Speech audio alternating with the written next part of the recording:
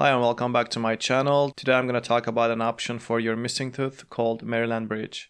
If you have a missing tooth and are looking for a replacement, a Maryland bridge may be the best option, especially if you don't have enough bone and are opposed to bone surgery, which is risky in my opinion, or don't like the idea of traditional bridges.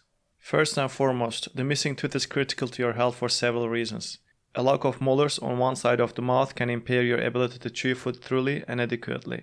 Chewing insufficiently can lead to digestive issues in the long run. It can decrease vitality. It is something your doctors or dentists won't tell you. Dentists rarely recommend this type of bridge, which is why most of the people never heard of it. What exactly is the Maryland bridge? Because it requires little preparation of the adjacent teeth, the Maryland bridge is becoming increasingly popular. Maryland bridges are made of a one-of-a-kind ceramic material that is cemented onto the enamel of neighboring teeth. One advantage of the Maryland bridge is that it requires little preparation and doesn't expose the inner part of the tooth known as the dentin.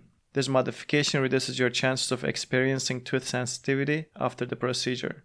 Furthermore, because the nearby teeth will not be significantly altered just like in regular bridge, the procedure is usually reversible. It is often performed without the need for local anesthetic. A successful Maryland bridge can last 5 to 7 years or more. Unsuccessful ones with poor quality and incorrect span with bad quality glue can fall off after a few months or a year or two. Since I was a child, I've had a missing molar. I couldn't get an implant because I didn't have enough bone and bone placement was risky. A traditional bridge did not appeal to me.